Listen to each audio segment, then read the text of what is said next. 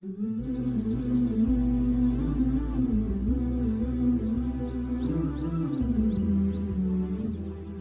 alaikum, everyone, and welcome to In Balance, a podcast where we explore how faith and health, both physical and mental, intertwine in our daily lives and how we can finally find balance as Muslims.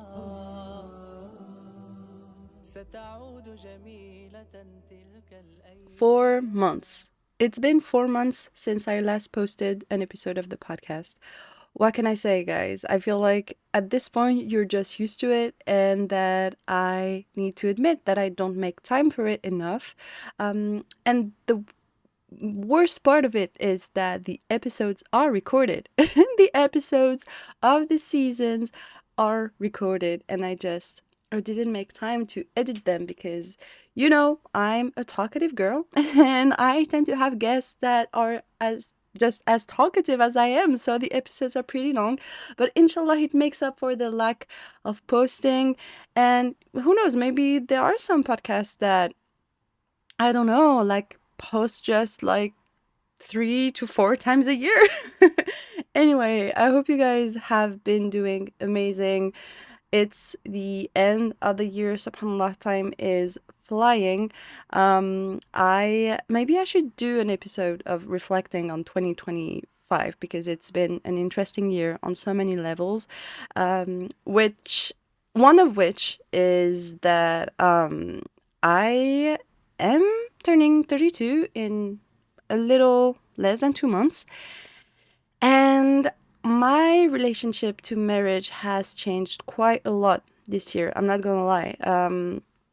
You guys know I've always talked about this very freely, very honestly, and I've always been a romantic, which I guess I still am, but I'm at this phase in my life where I'm just like, I am not sure that right now this is what I want. Subhanallah. I've been going through experiences this year that were not glorious and that were not only very disappointing, but also kind of traumatizing in terms of trusting men and wanting to build a life with a partner. Um, and I think I'm recovering from this and trying to heal from it. And I really do not want to be pessimistic because I know there are some men that are really good. And the reason why I'm talking about this is because to this day, the topic that I get asked the most about is love and relationships and how to navigate being single at this age or this age. And I can completely understand, regardless of what society says, that just as a very individualistic level, it can be hard to navigate sometimes. So I thought this episode was very needed. This episode is about the marriage crisis that the Ummah is currently going through. And to address this topic, I've invited Humeyra, who is the co-founder of Ruh, a platform dedicated to Muslim mental health, which I've talked about many times before. They're doing exceptional work. And the reason why I specifically wanted her on the podcast for this is because she specialized in marriage and family therapy. So I thought her insights would be very useful for us single people who feel like getting married has become quite the struggle. But hopefully with this episode we get some precious pieces of advice that allow us to navigate this with more peace and hope, in the fact that the longer the wait, the better the partner will be, inshallah. And if we don't get a partner, it doesn't mean anything about our worth. So I truly hope you enjoyed this conversation as much as I did. It's a pretty long one. Please let me know in the comments how you liked it, what are your main takeaways, and without further ado, let's get into it. And we're on. Salam alaikum, everyone, and salam alaikum, dear Humeyra. I am so happy to have you on the podcast. It's not the first time that we actually talk to each other, but in a different context. Absolutely. I'm so pleased to be here. Jazakallah khair for inviting me. Well, it's going to be such an interesting conversation, I'm sure, and honestly a very expected one. I know that marriage in general is a hot topic. I see it as a content creator. Anytime I talk about marriage, and well, actually, not being married, it does get a lot of views. And the more I am on social media and see what people talk about, and even the dynamic in our community, I feel like there's truly a crisis of marriage, not only just on why we are so many single Muslims, but also how come there are so many divorces and everything. And as I told you before we started the episode, I really wanted to address this topic with someone that had maybe a deeper knowledge of this rather than just someone that is married and is going to share their experience of marriage. So thank you so much for being here today. Before we dive into this topic, I feel like it's important, as usual, to let my guest introduce herself. Sounds good. Bismillahirrahmanirrahim. My name is Humeyra, Humeyra Nur Celebi, as the full name. I'm the co-founder and clinical manager at Toro. And my professional background or personal background is in psychology. Um, After studying, psychology here in Canada, I pursued marriage and family therapy in Turkey, Istanbul. And alhamdulillah, started seeing clients from there, and still have my clients from time to time. But as being the co-founder and truly believing in Ruh's mission, I decided to have Ruh as my main thing and continue to keep in touch with my clinician self, as the marriage and family therapist on the side as well. And, both jobs really complementing each other and grounding my work at Ruh. So that's a little bit about me. MashaAllah, this is amazing. Um, the first question I was going to ask you was about your choice to be a marriage and family therapist, but actually, let's start with Ruh, because you guys have heard me talk about Ruh many, many, many times, because that's truly one of the few projects in the community that I truly admire. I'm a little bit picky. I'm not gonna lie. I like innovative product projects.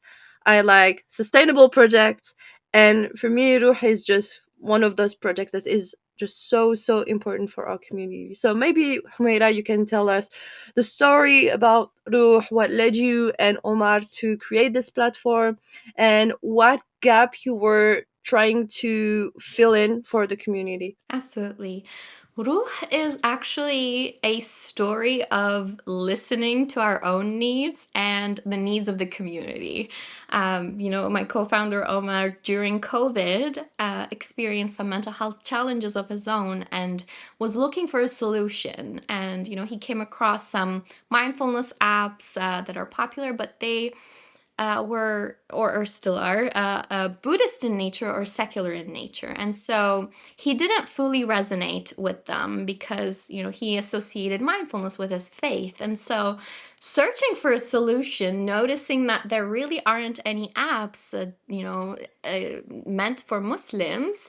With a small group of ours, we decided to take the matter into our own hands and started Ruh, which is an Islamic mindfulness app.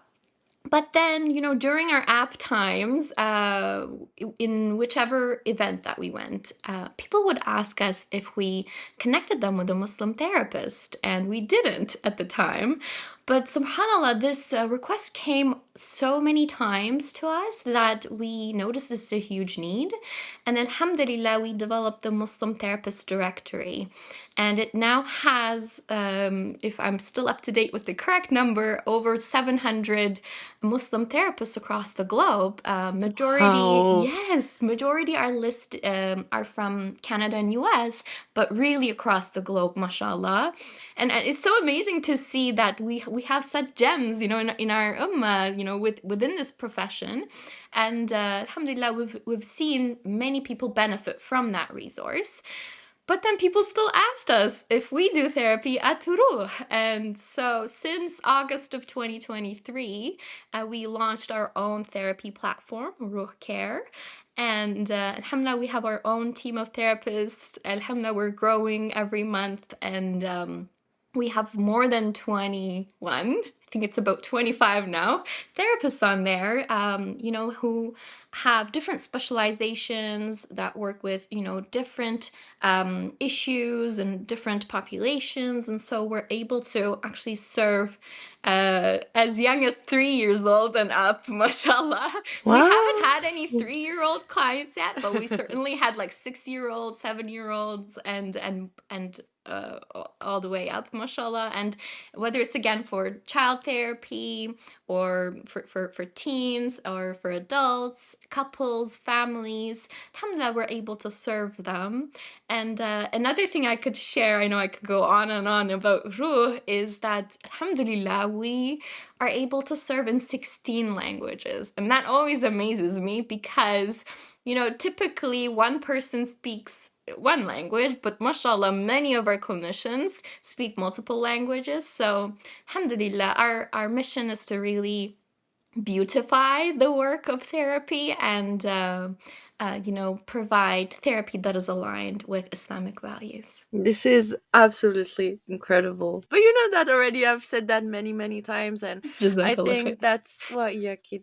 That's one of the things that really motivated me to create that podcast is to really democratize and make that conversation around mental health for Muslims, well, health in general, accessible and yeah, normal really, because it's so important.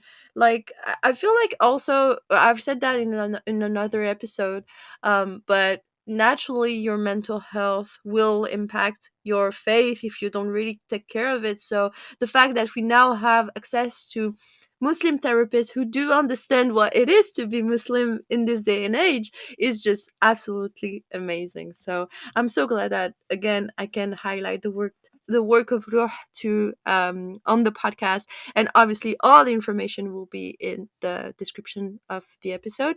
Now let's talk a little bit about you, Humeira. So what inspired you to pursue a career in marriage and family therapy specifically? Was there something in your experience, maybe personal or maybe in the community, that made you realize that that's what you wanted to do and why you wanted to focus on relationships? I actually started family therapy because I was lost. And, after graduating, I was like, who do I work with? And I knew I was, skilled working with kids, mashallah, but in different capacities, I've been working with kids so much that I felt like I want to be good working with adults too. And like, I want to try different things. And I'm noticing now that I might actually go back to also again working with kids as well because I'm noticing the need. But coming back to the story, alhamdulillah, a good friend of mine who is more experienced than me, I was sharing this, I guess, feeling of lost with her. And she's like, why don't you go into family therapy? Because you have kids there, you have teens there, the adults are there, couples, right? And then when you see them, you'll be able to see which, I guess, subgroup or population you'll be able to serve better. Like you'll explore it for yourself as you're doing it. And alhamdulillah, in that process, I got to discover that I am, alhamdulillah, skilled in relationships. And so that made me want to study it even further. And I still have lots to learn, alhamdulillah. And I believe that's what makes it blessed in terms of trying to understand relationships and the beauty, the blessings that are hidden within those relationships, and how can we kind of uncover them, and help people experience the blessings in those relationships. Really keeps me, wanting to learn more and contribute to my community. I've always been very impressed with people that decide to do studies in psychology, because I feel like that there's a lot of mental charge that comes with it, especially when you decide to focus on this type of topics, when because relationships are pretty complicated. It's hard to just define one type of relationship and think it's always going to be the way they work. So I'm always very impressed by that. And I think I mean, no one has actually stated that there is a marriage crisis and it's official in the ummah, but I feel like that's just a general feeling, you know. I feel like from what we are seeing online and what we're experiencing in our daily lives, I feel like that's something that we notice. And I feel like that's also where, like, there might be something blocking, you know, like marriage is a relationship that you have with a partner. So from your perspective, what do you believe are the roots of this? Like, is it cultural expectations, rise of individualism, or maybe a lack of understanding of what Islam asks us to do? What are your thoughts on this? I think it could be a mixture of things, and definitely including the things you've listed. But I feel like it again goes down to, something outside of the relationship Mm, that kind of messes you up in terms of like the relationship itself without you realizing it. So yeah. what are some examples? I mean, some very apparent examples are, your family or your in-laws kind of interfering in the relationship. Technically, you and your spouse, like, you are in the relationship, like you're almost like your own, I guess, independent country, and they're kind of like neighboring countries. Yes, you have relationships with them, but they can't have a say in your internal affairs, Mm, right? So but many times they do. yeah. And as the husband, the wife, if their own families are involved, sometimes they could be really taking things personally, or again, so many things could be happening behind the scenes. But I think it's important to realize that, oh, this is in the end technically something external. Let's still, keep our relationship strong and resolve this external issue together, Yeah. not like as separate entities. And so, similarly with anything else, like, sometimes these problems arise from, things like our past experiences, and so like outside of this Yeah. relationship that we've had, and so that they led to having certain assumptions, or led to us developing certain triggers. And when your spouse does something and then it triggers that thing, but it's actually what's triggered is what that past experience and that hurt that you had from outside of that relationship. But because it's triggered today and with your partner, you kind of project it onto them, and it again spirals out. Or it could be the individualism piece again, but I feel like it's kind of something outside of the relationship, even when Mm, egos are involved. Technically, it's me and my ego, or again, my individualistic way of living, or whatever it is. But I feel like it's again something external in a way, as in not the relationship itself, but now I'm bringing in I'm allowing my ego to create a problem here, or continue the problem. So somehow I think there are definitely so many factors involved when we see a relationship struggle. But each relationship is unique, and it's important to kind of take a look at what's happening for us. And I think it's really important to kind of root ourselves in our faith as well, because again, with whatever it is, a problem that you're experiencing, when you root yourself in your faith and have a balanced approach, then you're able to resolve. Like, even when it comes down to, again, I think usually husbands experience this more, but definitely wives experience it too, when the mom, so the wife's mother-in-law, kind of, and so, okay, so am I saying the terms correctly, right, in English? So the wife, so the bride, yeah. right, and the mother-in-law, they usually have Yeah. conflicts, right? Yeah. So what is the husband to do? He both loves his wife and his mom, Yeah. but he also witnesses this conflict that's happening. Which side does he take? Yeah. That's usually the first response or question that they face. And then they're kind of like caught in the middle, because they know, okay, their wife is an amana to them, and they love them, and they have to take care of them, and so on. But then the mom has a right over him, and carry right? So many. But what do you do? And so I noticed many husbands choosing to stay silent, or kind of like, Yeah. go out of the, like, let them figure out. But I think he plays a significant role in resolving that conflict, as well as turning it into an opportunity of, strengthening the Yeah. relationship itself. And it's about being just to whatever is happening, and still being kind and caring when you're communicating with either side. So Mm. maybe your mom is at fault, really, and but it's hard to say it to her. And so you still have to continue to be kind. Mama, I love you, but this act, is a bit, unjust. And how what can we do to also, like, kind of having a conversation. It's sometimes tough because the other person gets defensive, Yeah. and but if you keep trying, and if you clearly communicate that, hey, I love you, I'm not trying to pick sides, I'm trying to resolve.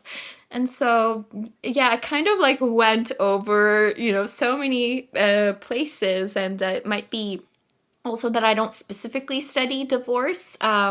So maybe it's helpful to kind of have even a bigger picture Yeah. lens. But those are some experiences I could share in my profession, that I'm noticing that if you carry the intention of working things out, then you're able to let go of things that don't matter. And that ultimately results in resolving the conflict and coming out stronger. This is very interesting, and I love that you gave that example because it made me think of a conversation that I had with one of my friends who is a psychologist, like specializing in Islamic psychology. And I remember that conversation that we had when she was talking with another psychologist. She did a Instagram live about divorce, actually, and she's herself divorced. And the other sister was saying, yeah, we have a marriage crisis, people are getting divorced, and they're getting divorced for nothing. And my friend, she was outraged. She sent me a message. She was like, how can she say this? How can she say that people divorce for nothing? You never get divorced for nothing. And I said, I agree with you on that. I don't think you get divorced for nothing. However, one thing that I think about is that divorce could possibly get be avoided by two things. One, at the very start, and that's something that we'll talk afterwards, but I always say this, that there is a blessing in being single. If Allah subhanahu wa ta'ala doesn't allow you to get married now, is because you're not ready to get married.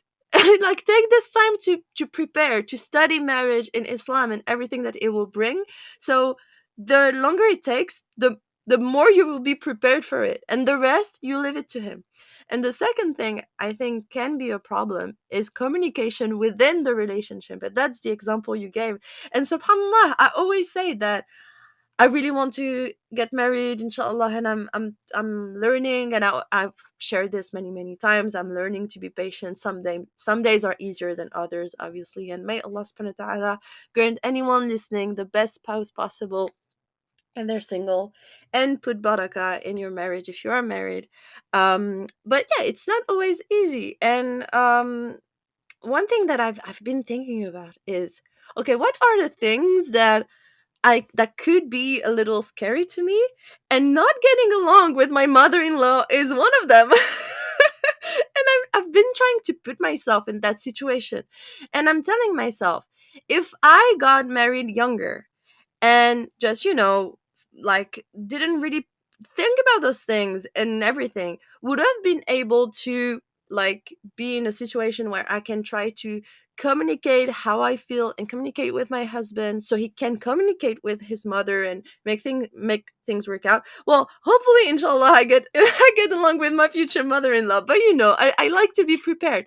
And I think that this kind of reflection is so important, and that is something that maybe sometime is missing. I don't know, what do you think about I this? think that's a great point. I guess circling back to the idea of, divorce happening for, nothing or no reason, I would also disagree because I think it's a blessing that divorce is halal, right? That you're allowed Yeah, because yeah, there are sometimes abusive relationships. yeah, Sometimes, you have two good people, but it's just not working out in that relationship. And so then they also part ways, right? So there could be different reasons, but I think we're both referring to the ones that could be avoided, as in maybe the problem really isn't.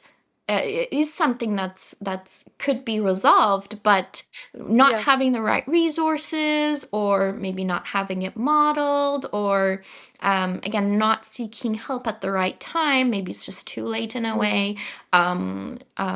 Right. So there could be so many things that if we kind of have a preventative measure, as you mentioned, like as single people looking to get married, what can we do to prepare for marriage? And I think one of the most important pieces is to check in with ourselves if our perception of what an ideal relationship looks like is rooted in reality and is rooted in faith.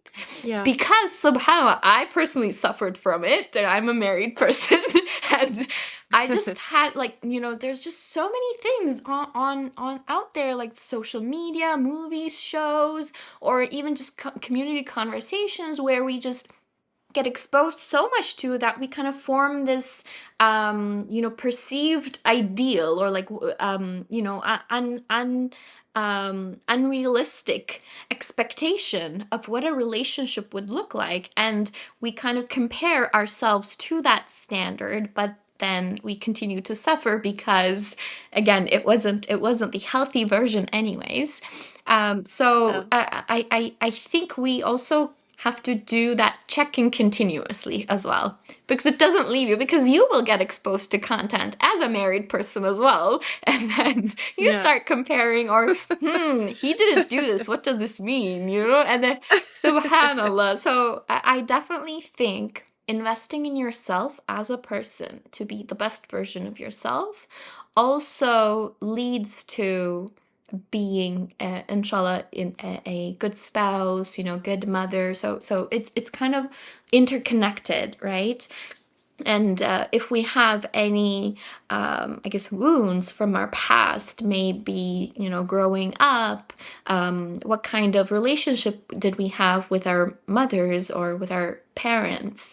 And we see that the attachment style that we have with our primary caregiver reflects or projects, or carries on into our other relationships that we have growing up as an adult. And that's the attachment style that we typically bring into a relationship as well. And you see that when you're anxiously attached, right? You display certain behaviors. When you have avoidant attachment, you display certain behaviors, and it's not as helpful if you just stick to those and not necessarily try to come to a better place with respect to your attachment style with your spouse, or that your relationship, your bond with your spouse. So that definitely, I think, regardless of what state we're in, alhamdulillah, there are lots of remedies out there that we just need to seek, and seek that treatment or seek that support, whether it's from a professional, whether it's from a friend who is more experienced than yourself, Yeah, that you trust. So those are all blessings, alhamdulillah. this is amazing advice, and subhanallah, I don't know if I should say this on the podcast. I typically don't share. I mean, I do share some life examples because I think this is important, and I feel like my page has also been very relatable to many people and everything. Okay, I'll share it because I feel like that could be useful. But you mentioned attachment styles, and subhanallah, it made me think of a personal experience. I've said this on the podcast and on my YouTube channel before, but um, there's only truly one person that I've met so far that I projected myself with, that I wanted to get married to. and it didn't work out. And it was there were so many things that I didn't understand, because for me it was like clearly everything was rooted in pleasing Allah subhanahu wa ta'ala and also being sincere in whatever we were building, which from the start was clearly marriage, at least on my end. I think it was on his end too, but sometimes when you haven't solved personal things, things that you hold deep inside, then it's hard to open up in a relationship where the other person feels like, okay, we're trying to build something healthy here. And subhanallah, I started to get interested in attachment styles, and I'm like, okay, I'm not a psychologist or a therapist or a psychiatrist. I'm not going to, do a diagnosis on him, but I'm just interested in trying to understand. And subhanallah, from what I knew from his parents, and the way he was in his family growing up, and the attachment styles that do exist, which are anxious, avoidant, disorganized, I think as well. Um, when I learned about, I encourage you guys to get informed on this. It's very, very interesting. And I feel like that's why people in the Muslim community need to get interested in mental health, because it's so important to understand relationships. When I realized that, I was like, okay, there are so many things that I'm learning here that make me feel like I understand what is going on and why Allah isn't making this work. And subhanallah, from now it's been months, we haven't talked, and I'm not projecting myself with him anymore. And I feel it's so eye opening. And I'm like, Alhamdulillah, the more you educate yourself before, even if it's hard, the more you understand those things and you get interested and you communicate with people around you, the more you realize that sometimes Allah is preserving you from something. Um, so yeah, I just wanted to it's crazy that you mentioned that. I really related to it because I feel like, okay, sometimes I think, what if I really wanted to like go through with this? What would have happened really? And I don't know. Maybe I would have get divorced a year after because of this. And that's not to say that I don't have, like, maybe I have some issues that I haven't solved either, but from that's me putting the blame on him. But I mean, alhamdulillah, honestly, I feel like it is really important to get interested in those things, and to have an open conversation on those things, because it does really, like, I feel like, and that's also tied to my next questions. I feel like what comes with this marriage crisis thing is not only people getting more and more divorced, but also people getting more and more depressed about not being married. And as I said, I do understand how it feels to, want to get married to someone and everything. Now, the reason behind it is important, I think. We know that it is important in Islam to get married, inshallah. So if Allah wants it for you and if it's good for you, we know that we were created in pairs. So naturally, in the way that we were created, we crave that connection to a partner, right? Now, these days I feel like a lot of people, they are losing sight of why they want to be married. I feel like a lot of times it's societal pressure, and I do understand it's like in a lot of culture, especially in Muslim cultures, we hear a lot of people that get got married not always for the right reasons. So my question to you is, how, like, why, not why, what those people, the single people that feel like a lot of pressure, want to get married but don't know why, and they feel a lot of anxiety from the people around them, culturally speaking, even sometimes religiously speaking. I see that a lot. Like, oh, you're a Muslim woman and you're not married. Especially, it's often towards women, to be honest. How can they navigate that, especially in terms of mental and emotional well-being? That's such a good question. And it's honestly really hard to, face pressure from the society, especially when no one else is backing you up, like including your family. Yeah. Your family is also coming at you, hey, you should get married, you should get married, but somehow, like, and it's okay to want to get married, right? But that you are still waiting for the right person and you are still keeping in touch with yourself. And so I think there's a lot of, work that needs to be done early on, like that preventative measure again, that, um, for singles who are not married to kind of anchor themselves firmly, they also kind of need to feel secure in where they are in their life. And that usually includes the current relationships that they hold. How are they Mm. feeling with their moms? How are they feeling with their friends, and so on? And it's even harder again if the mom is kind of pushing, hey, get married, Yeah. right? And it's a reality, unfortunately, especially because I think moms are kind of also conforming to that societal pressure. Yeah. The aunties probably are Yeah. asking, when is your daughter getting married? And it's hard to say, oh, she's not married yet, probably, right? From their perspective. But what I would say is, I mean, again, acknowledging that it's really hard. But I think the hardship gets harder if you also put certain standards on yourself that Mm. are not, again, rooted in reality, or your faith. What do I mean?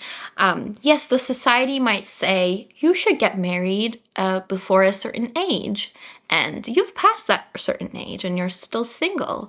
And the hardship that comes from the society is that you should get married before, I'll make up a number, 25. I think that's pretty early now, but okay, I'll make up the number, or before a certain X number of age. And if you also internalize that Yeah. and tell yourself that, hey, I should have gotten married before this age, it's going to make it harder Yeah. to stand up to the pressure. But if you just hear it from the society, but then internally you say and you anchor yourself in the belief that, whatever comes your way comes with Allah's will, Yeah. and the right person that you're seeking, you'll still do the work, right? In terms of seeking that spouse, in terms of working on yourself to be the spouse that you're hoping for would also want.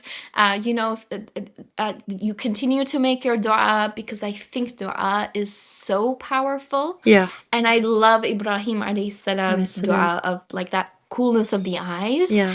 because I find, I personally didn't know what kind of spouse I wanted, like in terms of like specifics. But I knew I wanted coolness of the eyes. And I feel, as in, and within that dua, what's hidden, I think, is that you are asking for that spouse from Allah and from His mercy. And His mercy is boundless. And so, and He knows your needs and He knows your innermost, right, wishes. And so the spouse that He sends your way becomes the coolness of your eyes in ways that you thought, you wouldn't have thought. And so, subhanallah, I would say such a dua is modeled to us, that allows us to open the doors for even further blessings, if you will, so I think it's really, really important, again, going back to that singles experiencing that pressure. I think it's important to check in. Yeah. And sometimes you might feel like it's late and you might kind of internalize again those thoughts that you're hearing outside. Um, but I think we need reminders, whether it's because of in this situation or it's another situation where we might be feeling anxious about something, or, depressed about something, any kind of emotional state that we might be in. I think we greatly benefit from reminders or affirmations or whatever it is that is helpful for you to remind yourself, hey, it's okay. Yes, I do want to get married and experience that blessing, but it hasn't happened, and it's okay, because I know that Allah has my best interest. That my life, is the things that I don't have control over. are designed in the most blessed way. Whatever has happened is the best that would happen in terms of khair, right? Yeah. So then what do? You turn into what you have control over. And subhanallah, as you seek to improve yourself, and those means that you seek could also be leading you to the right spouse as well. Maybe you attend a course, maybe you read a certain book, or again, and Allah knows which means will be bringing you that husband. But I think it's again checking in with yourself that you are not internalizing what isn't rooted in Islam, or that isn't necessarily right for you in that moment. Because again, I think it makes you weaker as somebody who is experiencing pressure Yeah. to compare yourself to Yeah. others. You know, I got married when I was 27. My sister got married when she was 32. I'm now older and I still have friends who are single, and but some are also married. So I'm seeing within the society so many different lives. But I think as singles who are pressured, they're mostly presented with, oh, they're all married. They're Yeah. not, Yeah. and that's okay. Again, because Allah has willed for you, you know, uniquely what would be best for you, and just keep walking on that path, and Allahu alam, we'll see, what blessings are hidden Yeah. along the way, and be curious to find them, inshallah. You know how you said, yeah, you feel like especially on social media, honestly, and even as a married couple, you go on social media, as you said earlier, you go on social media, you're going to compare your own relationship to someone that is choosing to show a part of it. Sometimes it's not even actually real, and all of this, it just leads you to idealize marriage as well a lot. I see a lot of people just they talk about marriage in a way that isn't always healthy, like not like, again, not, it's not just getting married for the wrong reasons, but it's also how they imagine them, how their marriage is going to be like. Yeah. And I feel like, again, that's why educating yourself is so important, and being rooted in faith is so important, because the moment you start to do that, then you know what, like, how you're supposed to act as a partner. And in Islam, we know that we have our rights and we have our duties, and men have their rights and they have their duties. But if we don't do that and we just base everything either on culture or what Yeah. people say or what people show on social media, then it's just, obviously, it's just going to be dysfunctioning. And Yeah. this is, it's kind of saddening. But I remember talking about this with and maybe you can react on that, Humeira. I'm not sure what you like, what you've observed or what you've noticed. But I remember talking about it with one of my friends who lives in Indonesia, and maybe she's going to listen to the episode. I feel like that's something we've talked about together many, many times. um we're both in our 30s, we're both single, and it's not always been easy. I feel like it might have been harder for her. She's been having experiences that are maybe tougher than what I've experienced. Alhamdulillah, honestly, I can't complain. But we've talked about this many, many times, and she's told me I'm the type of person that cannot lose faith and cannot lose hope. I want to believe that Allah has, like, there is this man that Allah has chosen on this planet that is for me. Obviously, if it's not happening now, as we said, it's just not the right timing. Now, I still want to work towards that, and make the right circumstances for me to not only meet that person but also be ready for that person. And she told me, I went to a course and I was so disappointed to see that 90% of the people that were there were women and not men. Mm. And she was just having, like, it was reinforcing that stigma that women are getting more ready for marriage than men are, and then when we get married, it's always they're the ones to blame. I personally don't want to believe that, but I will say that generally speaking, I do see women being a little bit more involved. I wonder if that's because we're more. in terms of numbers, there are more women on earth than men, and therefore it's just like, okay, men.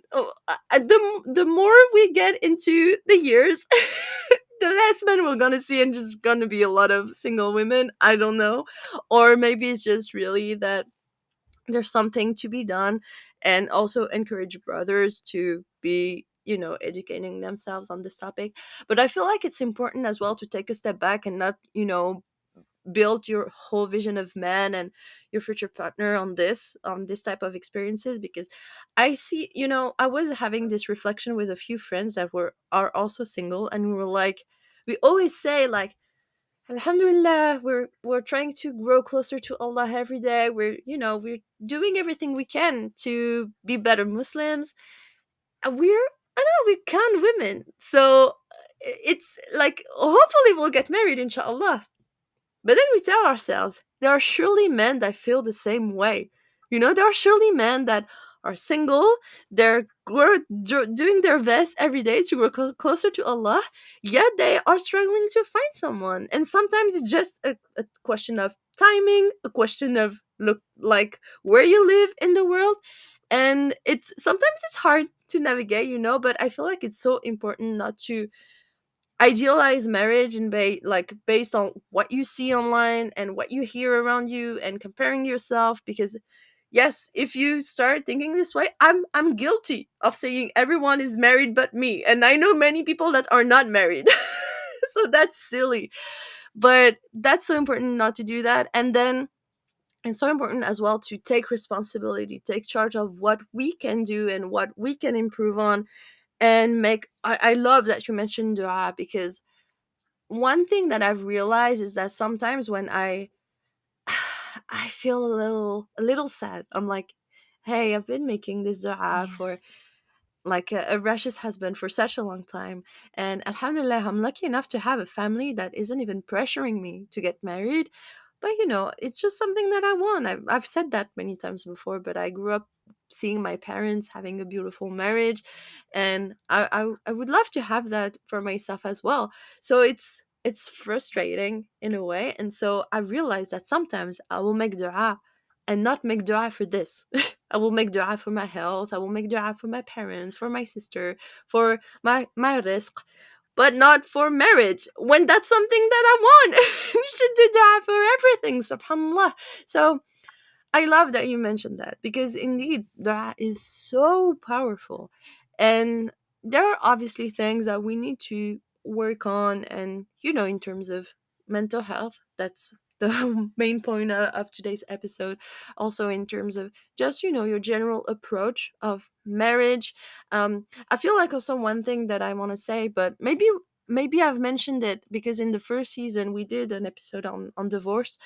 It's not to normalize divorce, we like not idealizing marriage, but not normalizing divorce, like, because I've seen a lot of people as well that are just getting into relationship thinking, well, I mean, we can get divorced, at least it's allowed, so I might as well Mm. just do it if in case things don't work out. It's like a last resort solution in Islam. Like when you tried everything, obviously we're not talking about like specific cases when you're facing abuse and everything. That's obvious. But if, let's say, you were a pretty normal relationship and just the slight inconvenience, you're telling yourself, okay, I'm getting divorced. That's not what Islam and Allah subhanahu wa ta'ala wants from us. So I feel like that's also important. But yeah, dua is magical. I've said that so many times.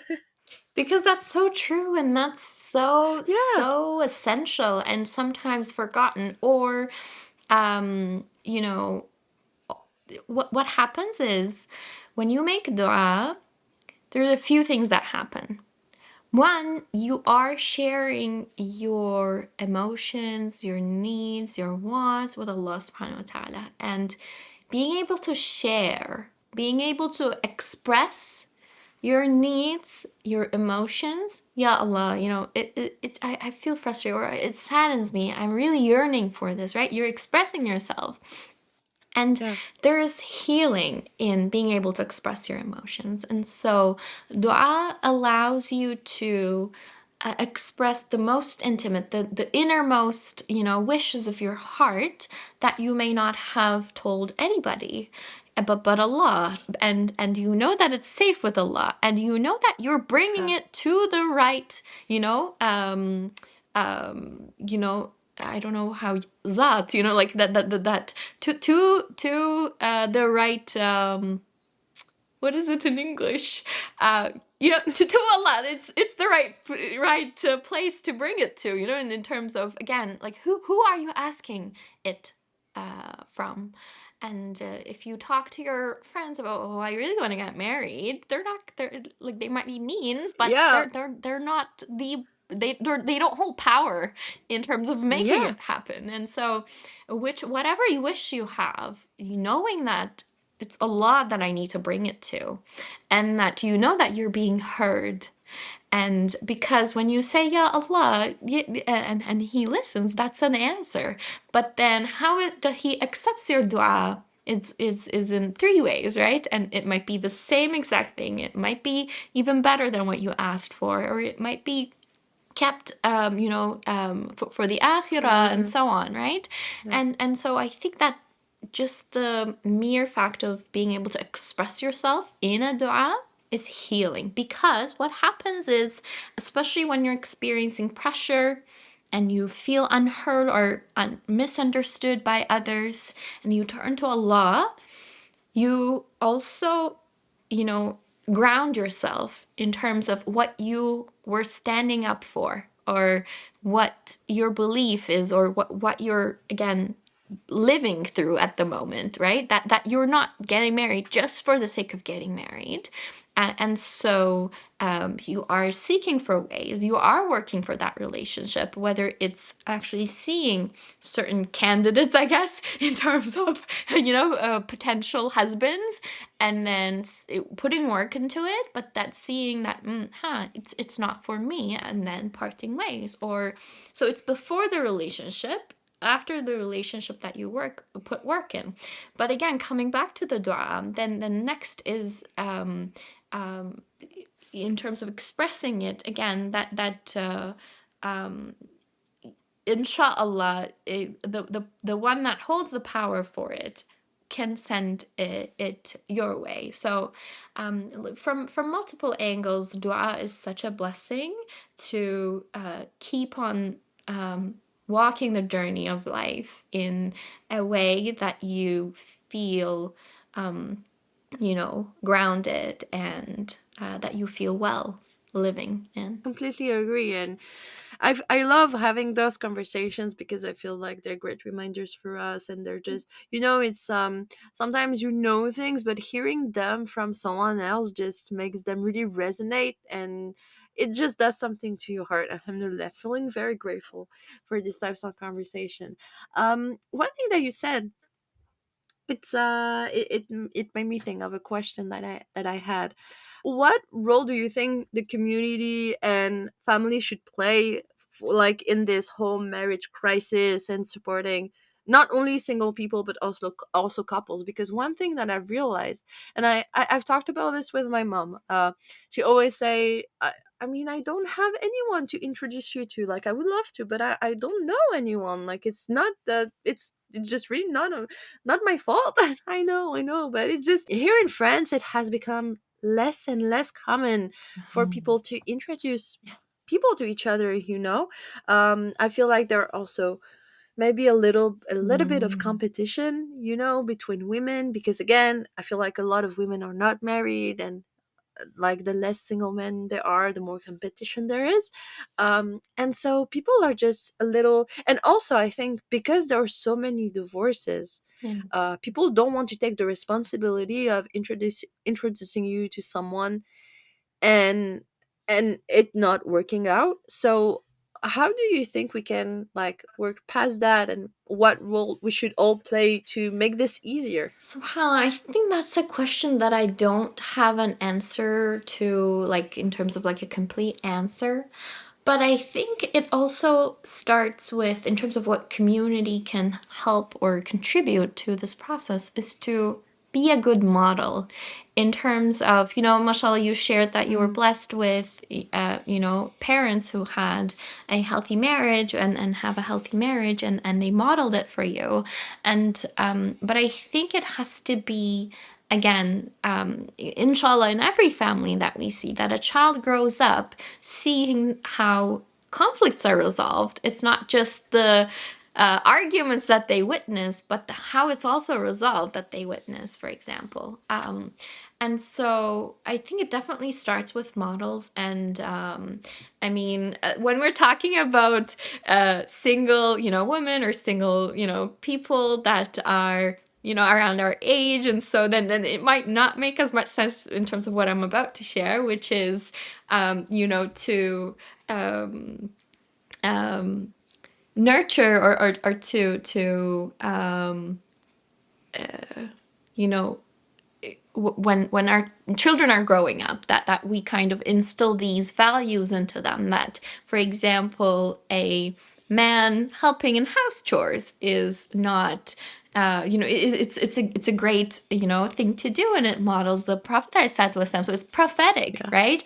And So, for women so to yeah, also contribute, right? It's ihsan that she does it, but that it's beautiful, that it's not, yeah, you're not making people use you. You are actually being generous with yourself, with your resources, and cultivating love with your actions, with by providing for your family, and so on and so forth. Because of the individualism piece that you had mentioned earlier, right? Sometimes we see women being instilled by their moms that, oh, don't make yourself be used, I guess, by others, or stand up tall, don't yeah, ever lose an argument, don't accept that you're wrong, and da da da da da, right? So many things. But then when you let truth be your risk, that hey, I am seeking the truth, I am seeking to, I carry the intention to make this relationship work out, then I'm also willing to accept that I'm at fault if I am, and so on.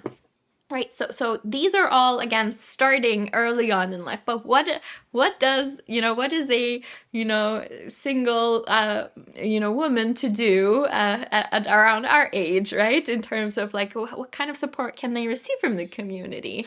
And I absolutely agree with the points that you shared. I think people are withdrawing from again, being the middle person of like introducing the parties yeah, to each other, because what if it doesn't work out? What if there is a bad behavior that this person carries that I didn't know about, but then it comes out when these two people meet, and so on and so forth. So I think I kind of also um you know, agree with that risk of like I would probably be also one of those that might withhold interfering, but then I also see the value of those that have done that introduction in marriages that have worked out. And I think even when, I guess, something to pause and think about is that if we focus on,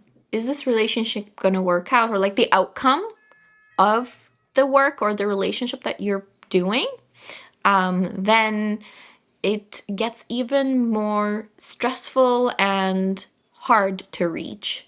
What do I mean? If we are all okay by the nature of this process, that what does it mean, for example, being engaged? Like, I mean, in my culture, I don't know if it's different, but in others, but in my culture, you meet, and then if both parties are serious and want to take things further, the next step would be to be engaged.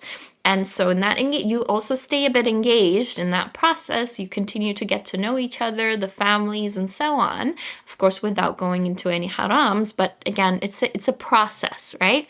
And then people usually bring their true selves out as well. And, as time progresses. And then comes marriage. And so sometimes it's frowned upon even to break an engagement. right? Ooh, she broke an engagement. Why? Was something wrong? And like, and then sometimes the society has this bias around divorced women who are looking to get married, or divorced men who are looking to get married, or like people Yeah. who have had past relationships that didn't work out. That there is unfortunately a bias toward them usually.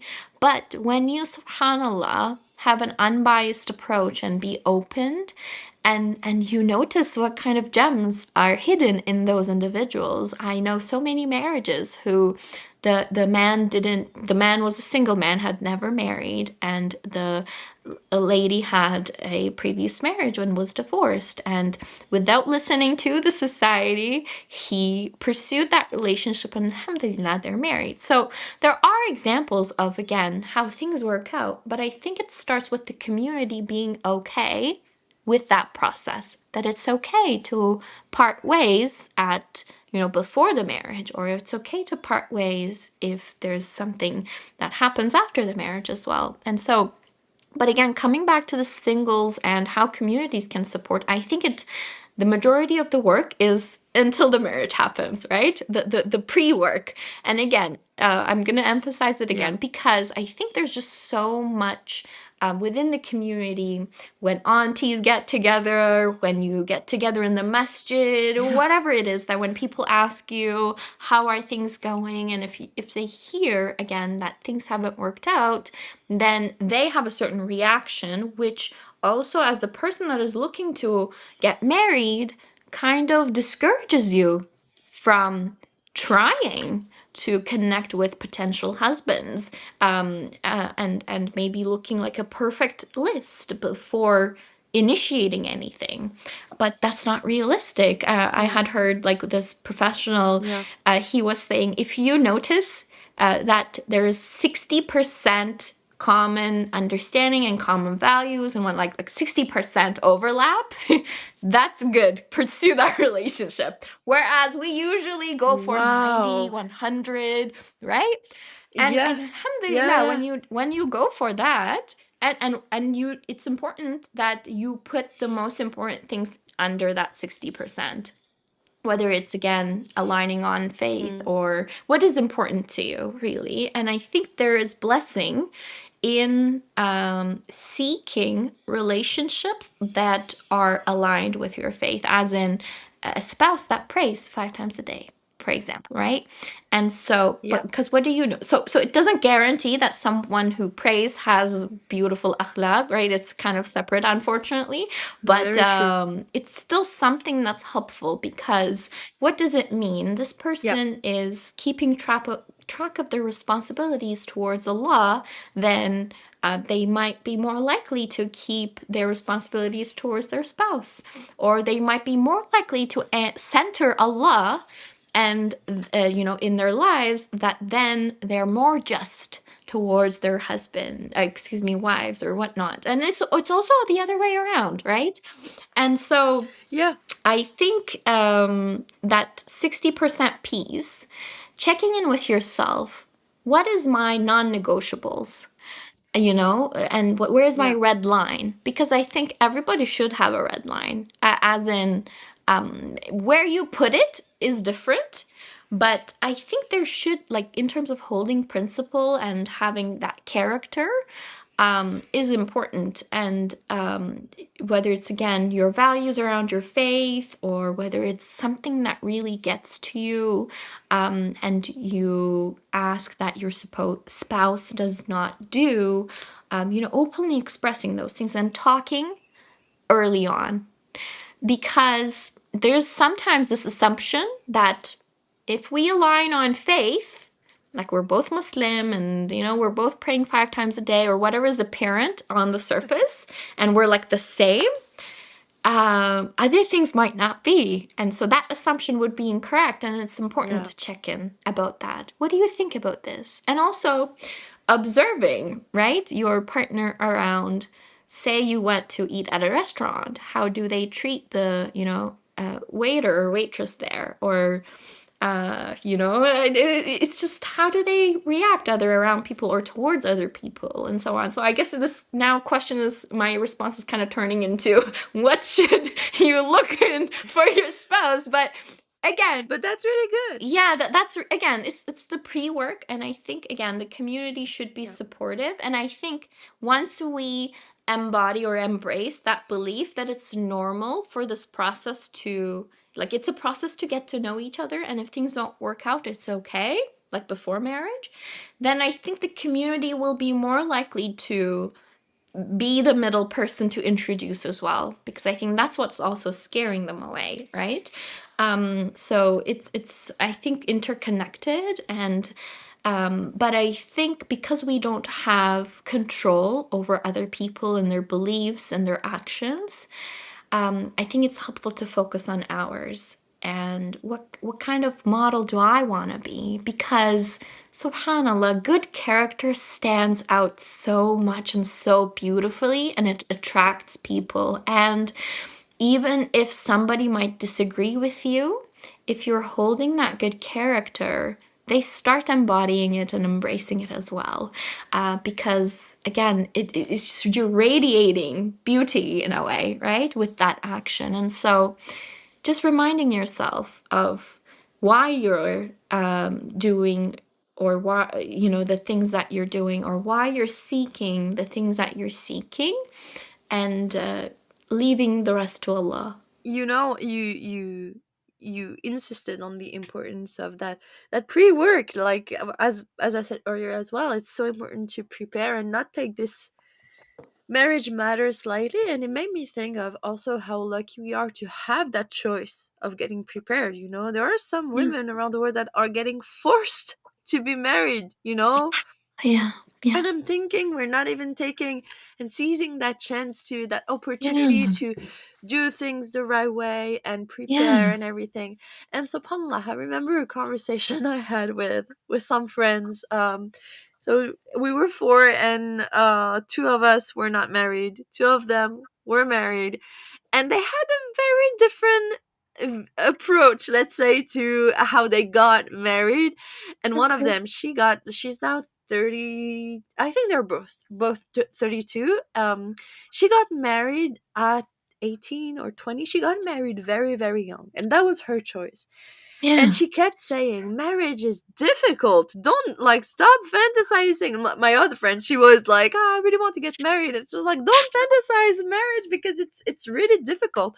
And the other friend was like, I mean, it's not difficult. Yeah, you have to do some compromise, but don't scare her about saying it's difficult. And the other one was like, no, I mean, people need to understand, like, when you get married, you think for two, and it's always gonna be like that. And then you have your kids, and you think for even more people than just yourself. And even just in general, living with a man when you're a woman is not easy. And this person is not your dad that you're related to with blood. It's literally just a random man that you're not connected with, and now it's your husband. So it's Yeah. difficult. And she was giving advice, like, no, the friend that was single said, okay, now what are your advice to what I should do beforehand to get into a marriage? And they again had very different approaches, because the friend that was a little bit, a little bit calmer about that, she said, I mean, my advice is just to go step by step, to, like, see if you get along, if you align on this thing, this thing, this thing, and then bismillah. My other friend, she was like, you need to study everything and analyze everything, how he behaves with his mom, how he behaves with the waiter at the restaurant and everything, because that says everything about him. And not what he's going to say to your mom and your dad on, hey, I'm this person and this is how I behave, because he can say anything he wants if he wants to get you, right? But the way he's going to behave with others is going to say so much more. I think that raises another question, how some people, they marry with reasoning, and some people that marry with love. and that's Mm. like something that is, I feel like, honestly, I'm not gonna lie, I feel like it's hard to navigate. I'm seeing friends that are not even Muslim that decide to go into a relationship without loving the person. Just like, hey, Mhm. feelings are gonna grow with time. You get used to that person. You feel like it's a good person. Mhm. It's just gonna grow with time. And then I have other people that are like, hey, I'd rather be alone than be with someone that I don't love from the start. I feel like that's hard because we live in a society where I mean, the Western world with the TV shows and everything is just like, hey, you fall in love. It's like love at first sight, or you feel something and then you get into the relationship. From my personal experience, that person that I've mentioned before, it was a little bit of a love at first sight thing. And it didn't work out. And that put a lot of things into perspective for me. I was like, okay, what I the main lesson, truly the main lesson I got from this is how feelings are going to alter your brain. You're not going to take rational decisions at all. And all the things that you think you are clear on in your standards, and the, hey, I want a husband that prays five times a day and all those things, you have those feelings for the person, you're going to forgive a lot of things that Allah is not is punishing people for. This has made me think a lot. At Mhm. the same time, I feel like it's again a question of being in the middle. You shouldn't be madly in love with someone that you don't know anything about, that doesn't make any sense, or feel like it's again a little bit of a fantasy. You don't know anything about the person. How can you think that you're just it's the love of your life you're going to spend the rest of your life with? Sometimes it does work out. Most of the time, I mean, we don't know, right? And then at the same time, there's this thing where people marry with reason and they're like, hey, he ticks all the boxes. I feel like marriage is not just that. It's not just, okay, I have my list. Check, check, check, check, check. Okay, let's get married. And then a month after, you realize it's not working out. It's not working out. You discover something about that person. You see, you just Mhm. don't have any topics on conversation with that person. And we forget that your husband is literally supposed to be your lover, your friend, your family. And how can he be all those things if he is just like a list that you tick boxes on?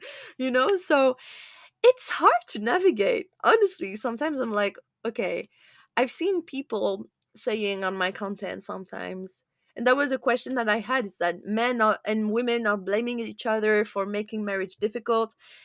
And I remember some men saying, you women have so many standards and so many things that you want in a man. You want a tall man, you want a man with a beard, you want a man that has a good job, you want this. That's so much pressure on us.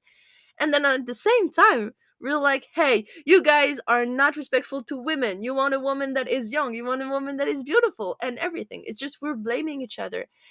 I remember this comment on one of my videos, and that guy was saying, you're not married because you have so many things that you want. And I didn't say any of the things that I'm looking for in a husband. That was just an Mhm. assumption. SubhanAllah, a few days after seeing that comment, there's a sister that reaches out and she says, hey, I love your content and everything. I would love for you to be my sister-in-law, and my brother, he's looking to get married. I'm like, you know what? I mean, I let's listen to what she is going to say.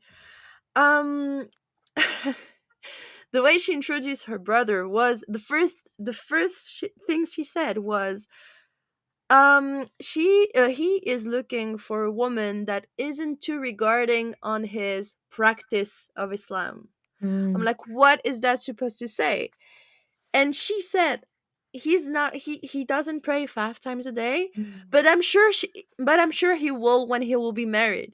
And I'm like, okay, listen, this isn't for me. Like I'm not making that compromise. I've done that before. Um and it didn't sit right. And that was with someone that I fell in love with, and that still didn't sit right. Like I was closing my eyes about this, but deep down I was like, hey, this isn't making any sense right now. And I'm praying and making dua for him, and he's not doing this. And I'm like, now that's someone that is saying he will pray when he's married. That's not how it works. I told her that, and I was very honest, and I made a dua for him. She said, "You're too difficult. We're not supposed to judge. Not everyone has it easy with Salah."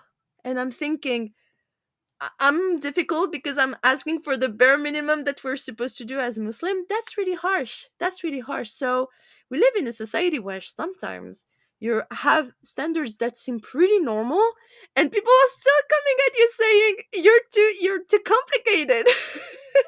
That's But such I a mean, good point. khair inshallah. I think it happens with other situations as well, in terms of this standard that you carry is actually healthy and normal, but then the society at large adapts or adopts a standard that's unhealthy, and now you are the, outlier, or you are Yeah, the weird one, yeah, so like whether it's, for example, being helpful or being generous, or right, any of the good characteristics that we carry, we are usually, labeled as, oh, you're so naive, or oh, you let people take advantage of you, oh, you're so weak, or this or that, and get labeled as actually what you're not. And subhanAllah, I think that happens with these standards that we carry for, or expectations that we hold of our future spouse, is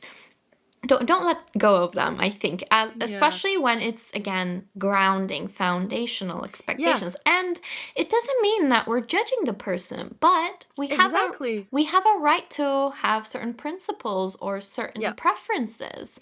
And if you want to keep being the way you are, and you're not willing to change, or whatever it is, then you need to seek a spouse who is okay with that, or perhaps who is similar situation as yourself, right? So but don't call me, being demanding, because that's what I'm yeah, demanding. And alhamdulillah, there are guys out there who are fitting that standard. And that's, again, and sometimes, though, it's not in this case, but I think sometimes we also have to check in with ourselves whether the expectations we have are normal or realistic as well. Because, again, yeah, going back to the to that ideal that we're presented with, whether it's social media or whatever these resources that we're presented with, without us realizing, I think we get this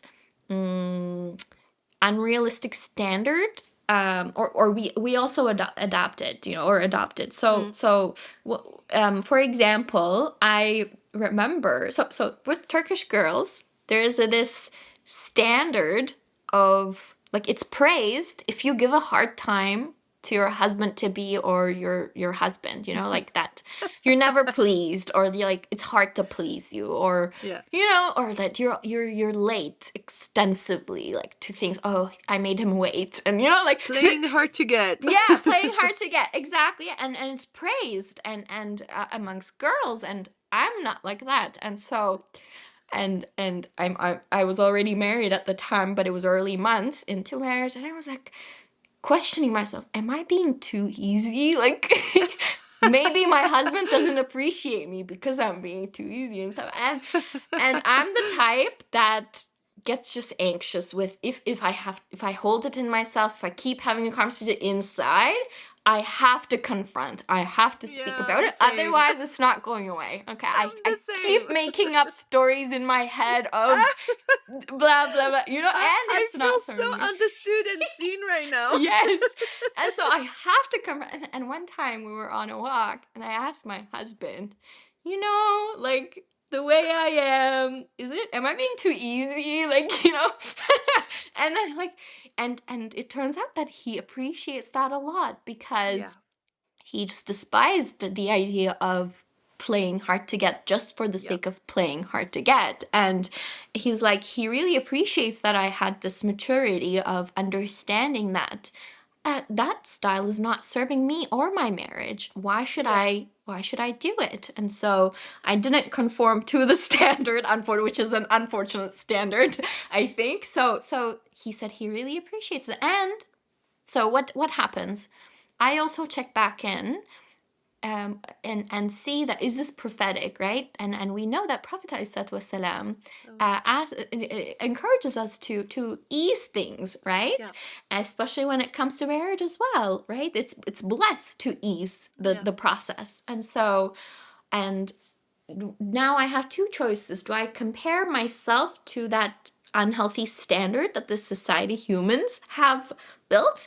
Or is it, prophetic and Quranic, right? Because we know Prophet ﷺ is the living Quran. So right? yeah. So it's from Allah in the end. So the guidance that we receive, right? And so, do I compare myself to that? So we're gonna always be met with this question. Whatever we do, who do I look at in terms of,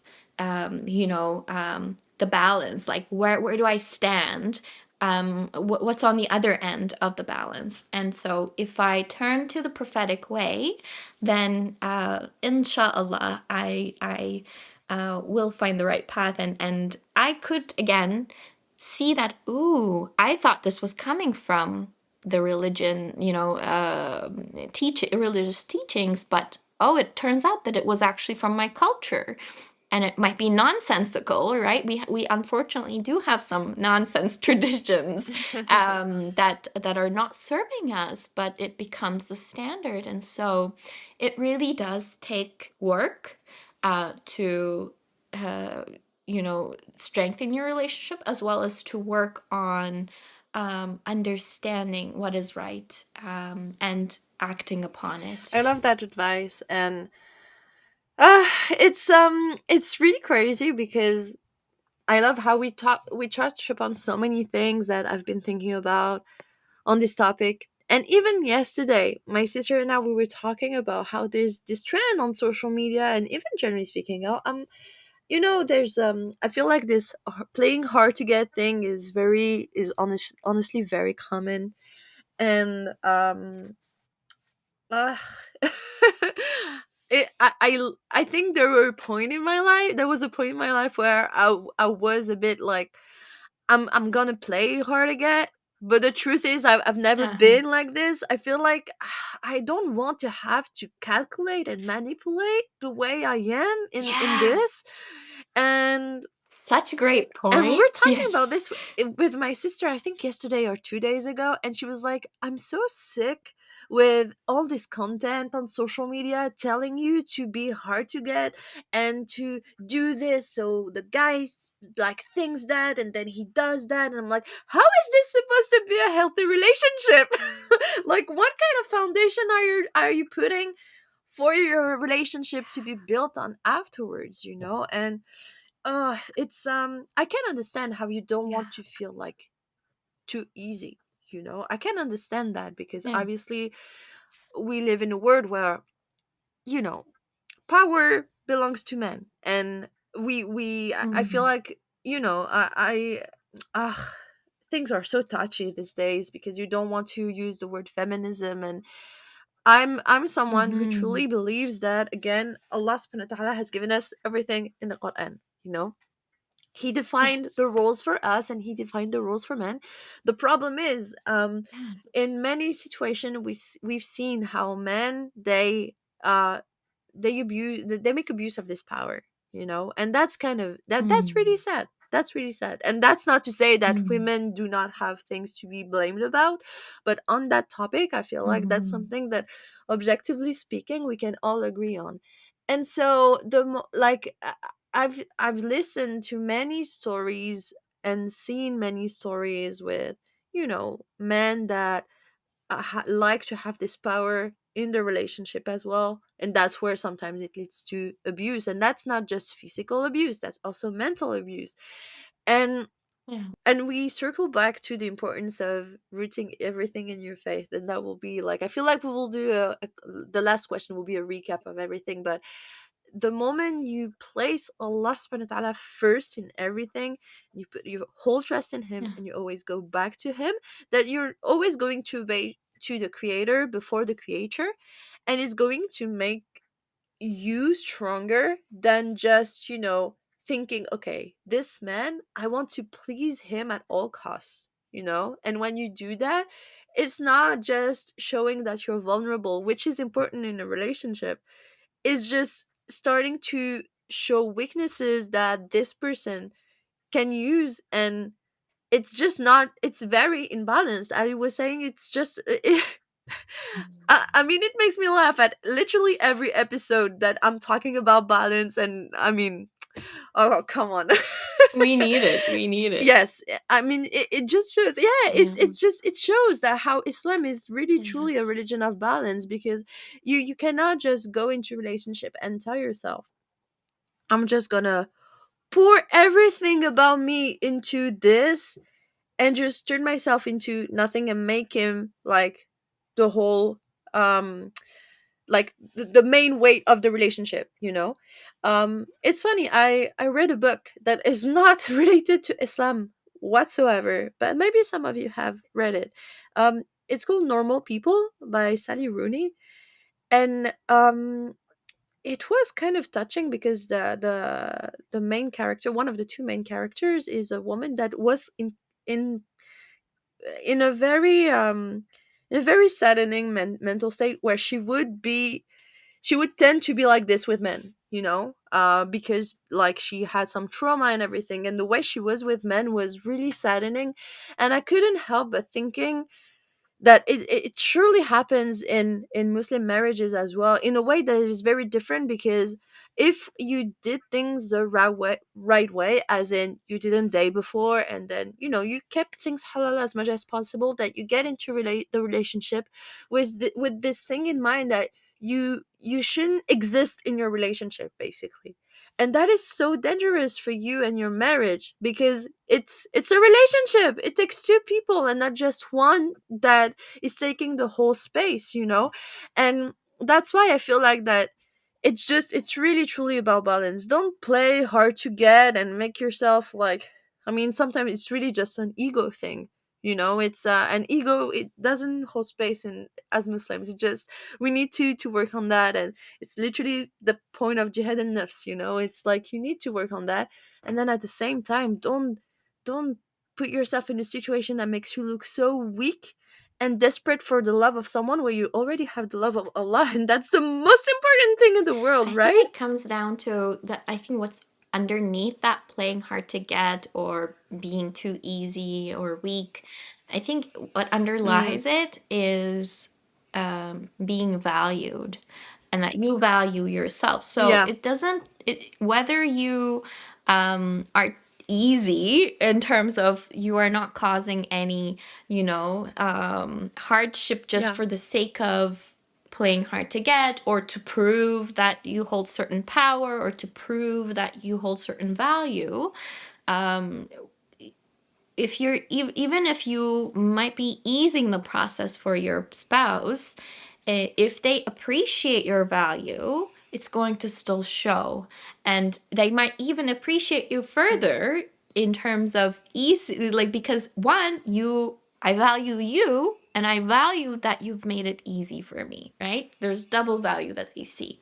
But then mm, sometimes, even when you play hard to get, even when you try to prove that you're powerful or that you should be valued and so on, the other person doesn't appreciate you at times. And so it, I think, shows that you don't have control over how people will see you or appreciate you or feel about you. So then why should I think it poses the question of, then what's the point of altering my behavior or my actions just to get that out of them, because it's not going to guarantee yeah, anyways, and it's also yeah, saying something about me, right? Whatever I'm doing.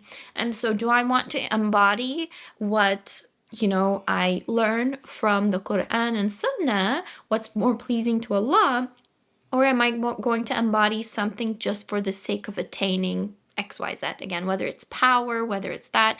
And I think there's also, I guess, judgment calls that we need to make in certain situations. And maybe that's what you're also hinting at is, again, sometimes people just don't appreciate you. And so you need to make a judgment call yeah. of how much do you want to be in this relationship? As in, for example, when there's parents, when there's a family involved, we're never saying to cut ties, right? But then, how much you're involved in the relationship could be a judgment call, right? Maybe you just say salam, maybe you just say Eid Mubarak, right? And because you are actually asked to protect yourself from harm.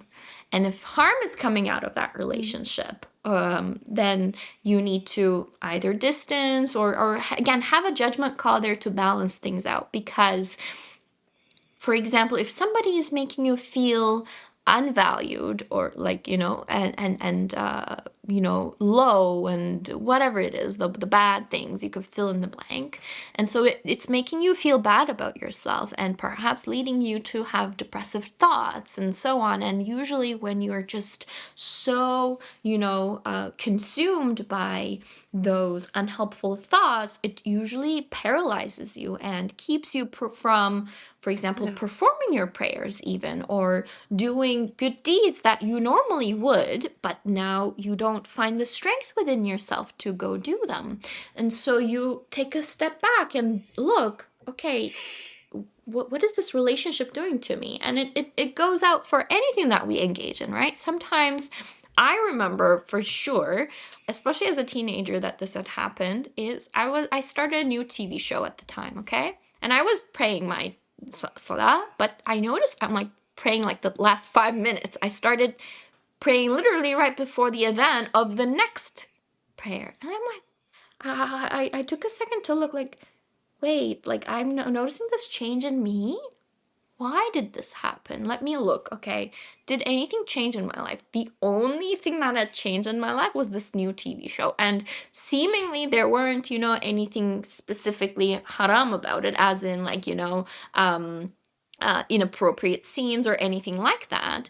But apparently there was something about the show that was either instilling maybe um, um, um, like certain feelings within me, maybe like that feeds my nafs, or other things that were not feeding my heart, my soul, and what were making it weaker on that end. Yeah. And so I said, I'm just going to stop watching it. And alhamdulillah, I noticed a change in my prayers. I was now able to, pray more on time, and inshallah, always have to, work on that. But, that was a drastic change, and so it happens with, again, because you feed yourself through your ears, through your eyes, right? And it's the relationships Yeah. that you have that are also feeding you. But are you feeding yourself with something nourishing and that also contributes to your relationship with Allah?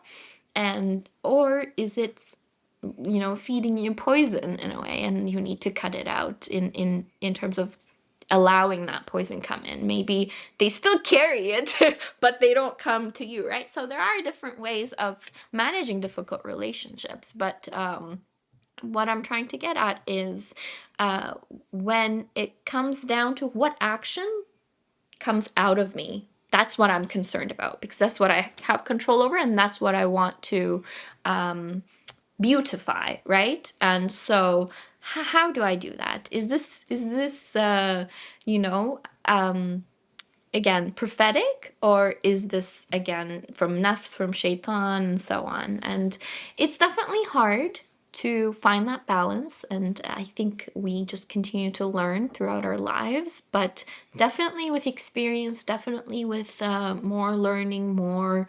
engagement with the topic, I guess, or the teachings, or with people who already carry that good behavior that you want to embrace, Yeah. really strengthens you and empowers you to become like that person as well. Yeah, I completely agree with the last thing that you said. I was thinking about it as well. It's even generally speaking, not just in your marriage, but even in your friendships and everything, the people that you surround yourself with are so important.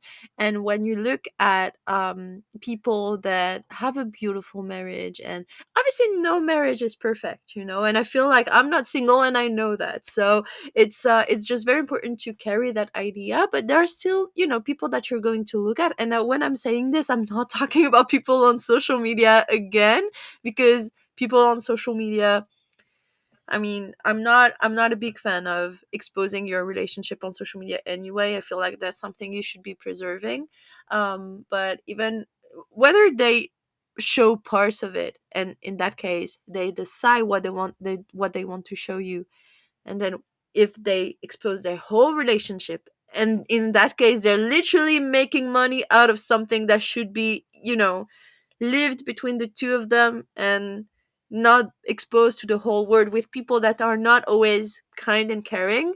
um I'm really talking about people around you, maybe someone that you meet at the mosque, maybe one of your friends, someone you know that seems to have a healthy marriage, and that has this thing of really really wanting to please Allah through their marriage, because we forget that it is literally an act of worship, you know? And I feel like that if you forget that, it's really easy to lose track of what it means, and really putting yourself into it in a way that is healthy for you, is healthy for your husband, and is healthy for both of you. And I just really like I really appreciate that last thing that you said. I feel like that was the really missing, like the last part of the puzzle of this whole episode that we did. We talked about so many things, but I genuinely feel like there are all things that are so important to understand. First, what is going on, and hopefully what we can do. And even as single people, you know, sometimes I'm like, okay, it's not because that I'm single, that if I meet a brother that maybe not for me, that I'm not going to think about another sister that is maybe looking to get married, you know. If I see that, okay, it didn't work out with me, but maybe it's going to work out with someone else, then, you know, I feel like that's how we should be supportive of each other. And also for us, it just puts us in the right dispositions to be just, okay, taking marriage seriously in a way that, okay, I keep getting prepared for it, but I'm also not obsessed with it. I think it was the last episode of the last season of the podcast. I was talking with Sumaya, and she told me something that really stuck with me. And she was like, you know, I'm 40, I'm in my 40s. My husband and I, we don't have children yet, and people are putting so much pressure on us for not having kids. But I'm like, okay, the time that you're investing in your kids, Allah is giving me that time to do maybe things that are also filled with barakah, you know? And then she said this to me as well, which was very comforting. She was like, okay, you're not married, but look, you're doing this podcast, you're doing your page, you're doing so many things that are helping so many people around the world.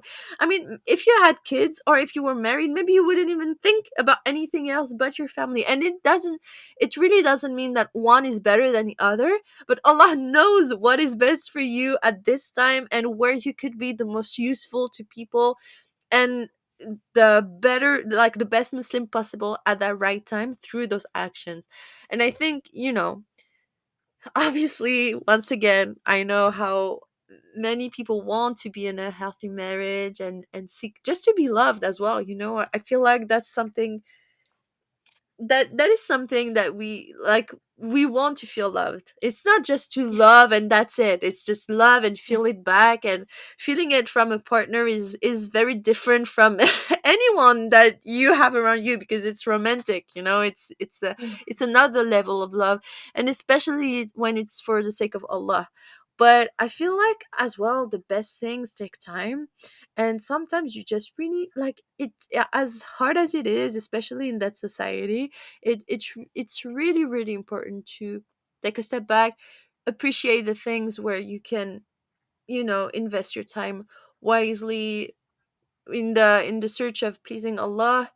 And hopefully, inshallah, it will come naturally. And if it doesn't, it's not the end of the world, right? I mean, so many people, and I have that with my in my family. I see women that never got married, and they honestly, they don't seem unhappy, you know. And I've talked about this with them, and they're like, hey, maybe I could have get married, and been with a horrible man. Maybe Allah really preserved me from something that was terrible for me. And Alhamdulillah, I feel like we all go back to this. Alhamdulillah for everything. So, Jazakallah khair, Humayra, for this. وإياكم. I think you shared so many great points there as well. That if we only attribute happiness that we would attain through marriage, and if we're not married yet, then what does it mean? Then am I not gonna be happy? No, right? So then I guess we have to again take a step back and check in with what meanings do we put on certain things, Yeah. and what meanings do we attach, right, to them. And definitely it could be that Allah has decreed you to get married with this person at this time, and you're just not there yet. Or that sometimes Allah decrees that the marriage doesn't happen. As you shared, sometimes there are single Yeah. people that I know that are like way well into their 60s and so on, right? Yeah. So I think then it's hard, like, because you want to be loved, and it's such a blessing to be loved, to wait for that marriage to happen. But then noticing that if I fixate or get obsessed, as you were sharing, about marriage, then that also has an impact on my today. And I kind of lose out on other things that I am blessed with today. And so, how can I shift my perspective so that I look at what Allah has already given me, and I continue to hope and make dua that Allah blesses me with more, and that includes marriage, perhaps. So, I think that's important reminder for ourselves to always check in, because yes, we need to prepare for the future, but if we only focus on that thing and put all the meaning onto that one thing that we're hoping for in the future, then it might be devaluing the work Yeah. that we do in for ourselves, right? To be a best version of ourselves. Yeah. At the end of the day, we really don't know better than Allah. I mean, He knows us Yeah. better than we know ourselves. And life becomes so much easier when we rely on Him first. So I think it's Absolutely. really a matter of trusting Him, making lots of dua, and then making whatever we can in the best way possible to make that happen. And sometimes we think that the things that we have to do are necessarily related to that one thing we want, but sometimes we do things that are not related. We just helped someone in need. We just did most random things, but that were good things. And then just for that, Allah is going to give you a reward that you never expected. And so sometimes that reward is just, yeah, an answered dua that you really, really want for it and you've been wanting for a long time, like a marriage.